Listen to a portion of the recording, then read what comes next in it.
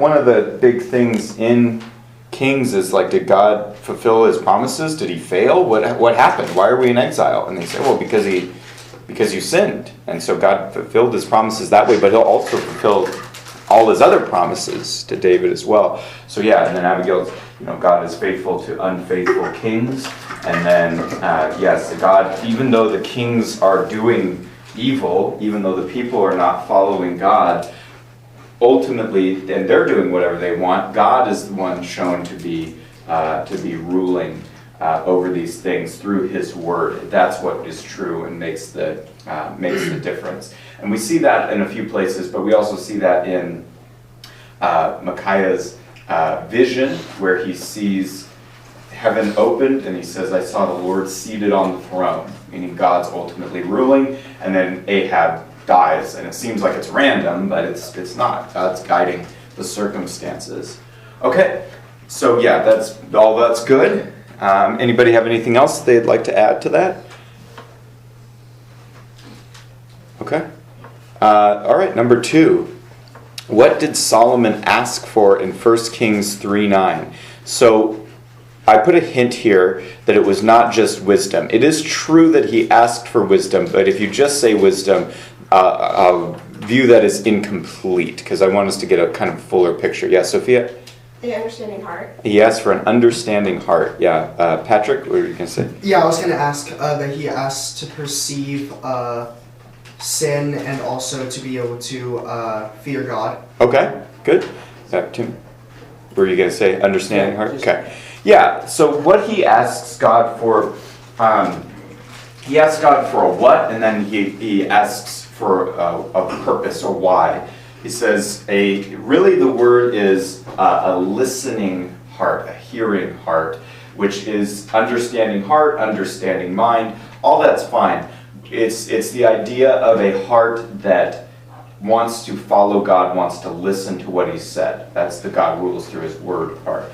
And then what is that for is to discern good and evil.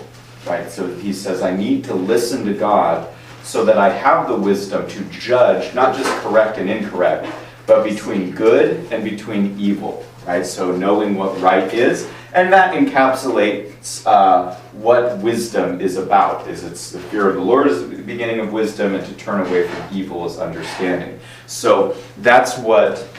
So it is correct that he does get wisdom, and that's his, kind of his big deal. Writes Proverbs, right? But it's ultimately wisdom comes from that place of listening to God. Okay, cool. Anybody have anything else they want to add to that part? All right. And then there's a second part to this question. What happened with Solomon later in his life? And then the reference here is 1 Kings 11:9. And we could describe this lots of ways, but I do want to zero in on something that connects with his asking for a listening heart. Yeah, Abigail? He turned away from God. Yeah, he turned away from God. Patrick? He started acting like the other kings and started more or less accepting other gods and cultures. Yes, he started marrying all these foreign women. They came and introduced all these gods, and Solomon turns away to these other gods, allows false worship in Israel, and so he's not maintaining the things that God tells him he's supposed to do as a king in Deuteronomy 17. So, but I want to get a little bit more specific in 1 Kings 11:9. It is true he turned away from God. It is true he's acting like a pagan king in certain ways. But how does it describe Solomon's turning from God? In 1 Kings 11:9. Yeah. Well, wasn't his kingdom torn from him? That's true. But what does it describe happened to him internally? Yeah. He stops caring about God. Yes. Yeah, Sophia? His heart was turned away. Yeah, his heart is turned from God. That's what we need to see in the connection here, is that he originally did right. He asked God for a heart that listens to God, but then his heart is turned away from God. So you kind of see that Solomon's problem, like David, is it's not just external things that he does. He says, my heart as a sinner is not right. David says, create in me a clean heart, of God. He asked God for a new heart. Solomon said, okay, I want a heart that listens to God, but he doesn't have fully the right heart. I mean, does Solomon, love God? Is he one of the better kings? In a sense, yes. But he still has this internal problem where none of the kings can really get this right. And this is why Jesus is so pivotal, because it talks about in what I read actually yesterday. In Psalm 40, the Messiah says, it says of me in the book of the law, I have come to do your will, O God. And then he says, actually, I delight to do your will, O God. And then he says, your law is in my heart. And so it's only Jesus who's really the king, who really loves to do God's will, and that's what he came for. And God's law is totally within his heart. His heart is the one that's only right before God.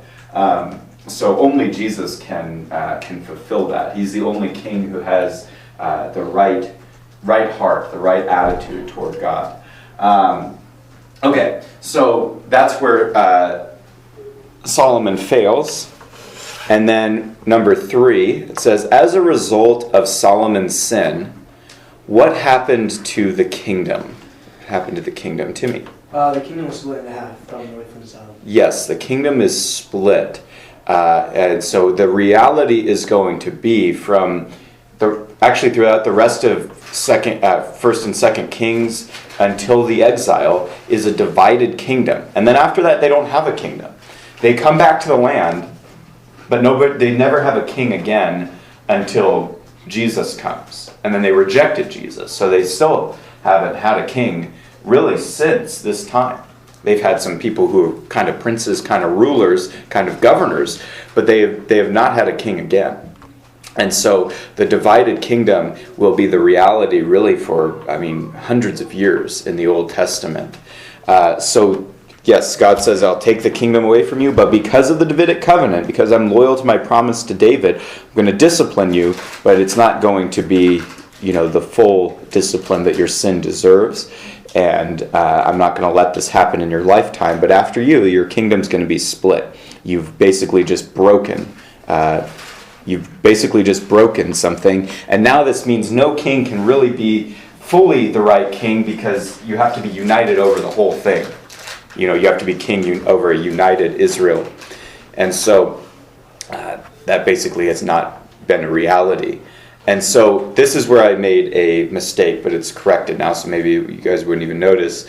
But it says in number 3, the second part of this says, though God would bring discipline through the divided kingdom, what did he promise about the future? And the reference there is 1 Kings 11:39. I originally wrote accidentally 1 Kings 11:9, which is about Solomon's heart turning away. 11:39 is actually what I meant. So can somebody look up 1 Kings 11:39? Yeah, Timmy? Oops. Thus I will afflict the descendants of David for this, but not always.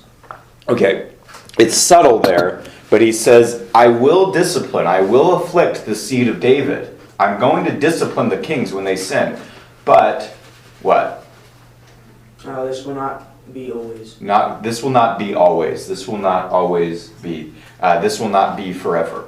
That's what he says. That ultimately there's a little glimpse of hope where God says, I am going to discipline the offspring of David. But it's not going to be that way forever. There will eventually be the king who will rule over the whole thing again. Okay, rule over a united Israel. And when Jews hear this today about the Christian view of Messiah, that they can accept, okay, yeah, we get that you believe these other things, we don't believe that about Jesus. But they, kind of laugh at the idea that the Messiah would be able to unite all Israel, because they're not united. That's not a reality. And so it really hasn't been. It was for a brief time under David and Solomon, but that basically falls apart. But it says, but not always, but not forever in 1 Kings 11:39. So there's this hope of restoration, that God will put the full kingdom back together under the right king. And then I was joking around. I was kind of chuckling to myself at first, but I didn't know if the other class had seen this movie, but a lot of them had. Have you guys seen the movie Napoleon Dynamite? Okay. Yeah. Okay, you guys have seen that. It came out before you guys were born. You guys were born in like 2006 or 2007. So I think it came out in 2005. But at the end, so I didn't know if this reference would make any sense, but at the end of it, his brother's getting married and he sings this song. And it's, all nerdy and stuff, but he keeps singing always and forever. And so that's what I thought as I'm writing this. I'm like, laughing. I'm like, I don't know if anybody will know what I'm talking about. But anyways, so yeah, I remember seeing that movie in theaters with my mom. And then she was like, I'm like, I don't really get the joke. She's like, there's no joke. It's just dumb. I'm like, oh, okay. Then I liked it. Yeah. Okay, number four. What were the differences between the northern kingdom of Israel and the southern kingdom of Judah? So there's a little bit of leeway here, of what you could answer, but what are the differences?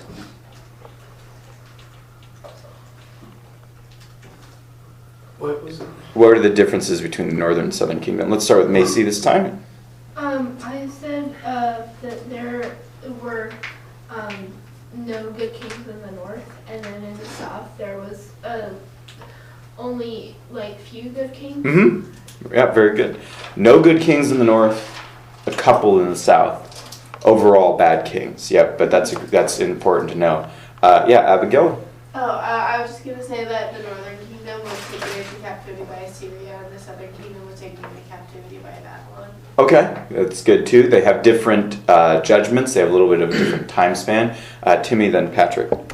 I said the north had no temple and the south had a temple. Yep. Okay, so Solomon's temple is located in the south. So that's a big deal. It shows that that's kind of the right place. However, that's going to backfire on them because that makes them think they're invincible. The north got judged, but they don't have the temple. God's not going to destroy his own temple. Well, that's exactly what God does. So they sing a song in Jeremiah 7 that Jeremiah makes fun of them for and tells them not to do that, where they sing that we have the temple of the Lord, the temple of the Lord, the temple of the Lord. And he says, stop singing that, it's stupid. He says, God's going to destroy this place because of your sin. So anyway, so it's they make themselves think they're invincible because of the temple. Yeah. The southern Judah had only one line of kings, but the north had 19 different line of kings, and they were all assassinated and coups and filled with that. Right, that's important to note as well. The north is multiple family lines killing each other off, and the southern tribe, while there is bad stuff going on, there is the one Davidic line. This is the tribe of Judah. This is where the seed promise from Genesis 3 gets narrowed down, focused in Abraham. Okay, now focused in the kings that would come from Abraham, narrowed down to Judah, narrowed down to David. And it comes down, remember, at one point to just one person, Joash, who doesn't get killed when Athaliah is trying to murder everybody in David's family. And so, there's one family line that God preserves in the south. But basically, the north doesn't have that. They have coups and assassinations, as you mentioned. So, okay, very good. What else? Any other differences between the northern and the southern?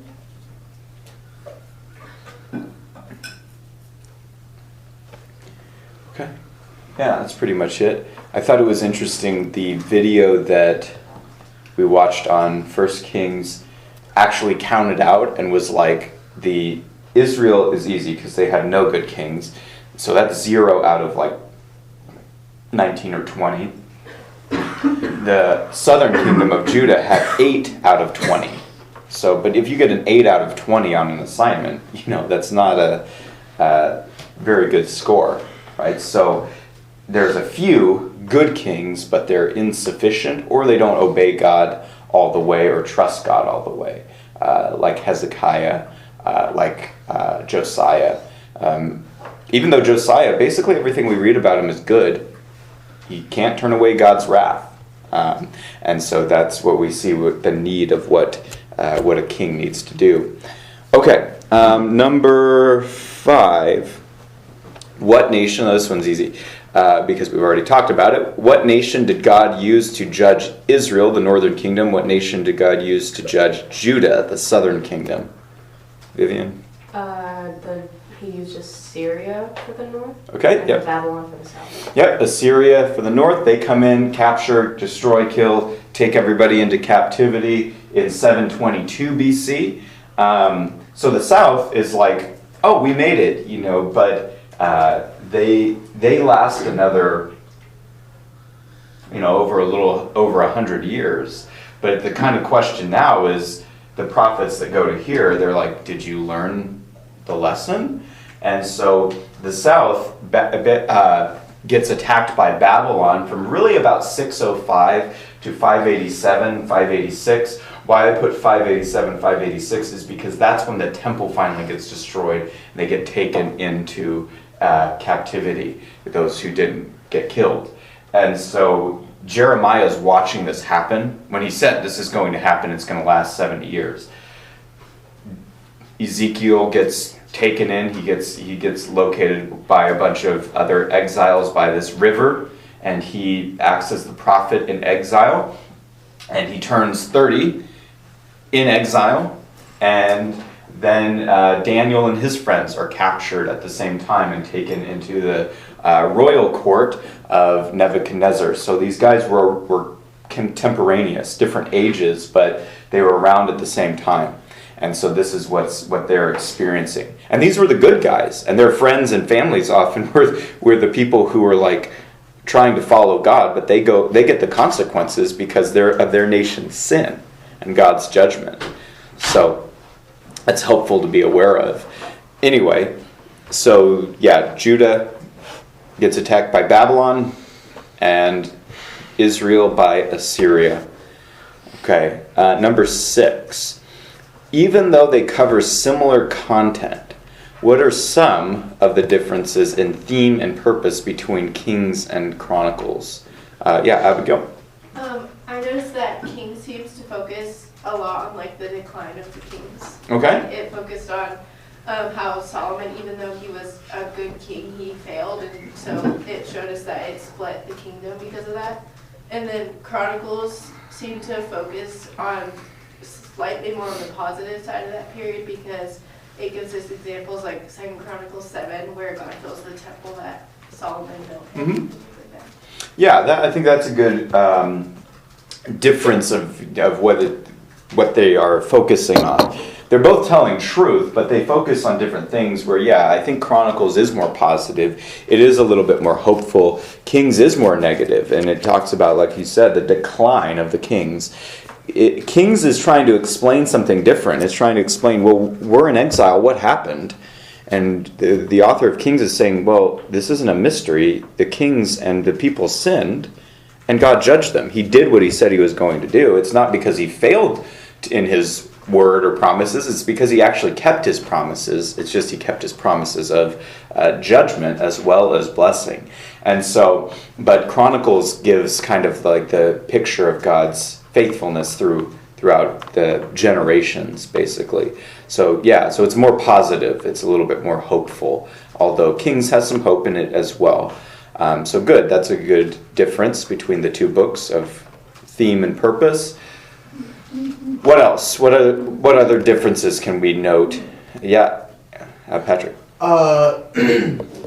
Chronicles is more focused on God and the temple and his interaction with the people, while the Kings is more about the king's interaction with the people and the people's depravity.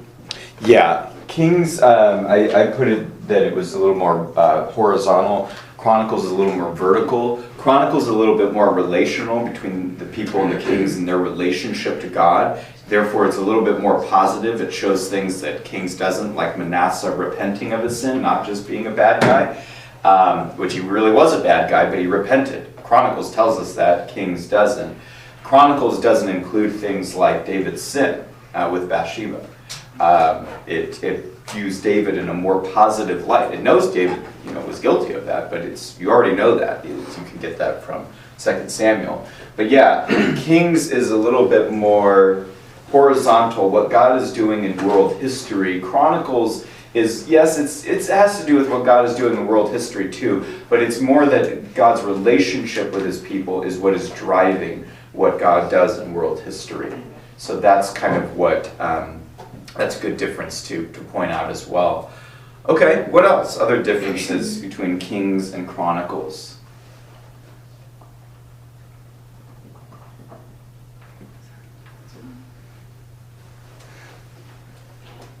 Anything else?